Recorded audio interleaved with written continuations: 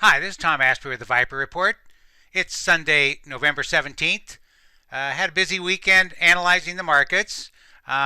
It was quite a day Friday as positive retail sales and apparently bullish developments on trade front really pushed the market higher. You can see that the traders on the NYSE brought out their Dow 28,000 hats as the Dow was finally able to close above that level.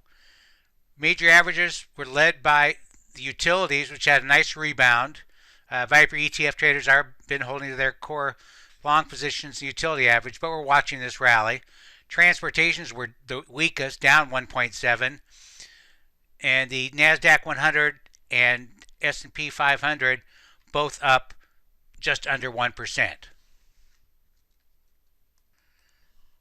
There's a link to this Forbes article in the email. It was one or two I wrote this week. This weekly chart of the Dow Industrial show the close above this long-term trend line resistance, line A, which is a pretty strong sign. It does not mean we won't see a pullback, but at least we know where it should be supported. Pretty good support here around 27,600. Down below this we have the Dow Jones Industrial AD line. It's one of the 6 AD lines that I monitor, and you can see that early in 2019 it crossed above its moving average, then by February broke out to new highs. All the weekly AD lines have been positive ever since, which has been a bullish sign for the stock market.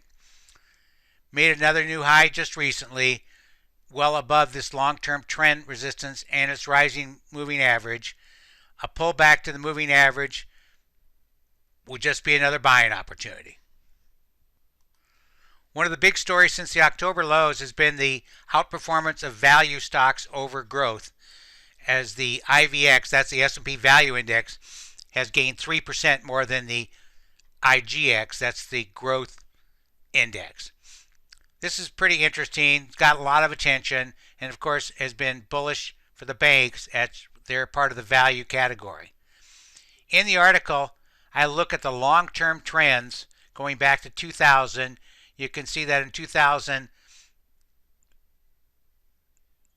the ratio dropped sharply. That meant value was outperforming growth, and that lasted until the end of the bull market in 2007.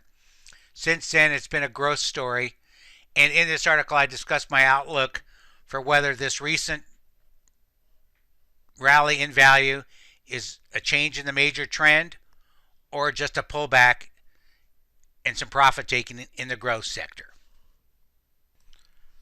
We continue to look for pullbacks to buy some ETFs, but we're seeing much better opportunities in some of the individual stocks now the earnings season is drawing to a close. On Thursday in the Viper Hot Stock Service, we recommended Longman, LOGM. It opened at 69.16. That's where we got long, which was up 16.4% for the week. A bullish article came out Thursday that dovetailed with a nice positive technical readings that I commented before the open on Thursday. I'm in the process of writing Monday's Viper ETF and Hot Stocks report, and I have some new recommendations for traders in both those publications.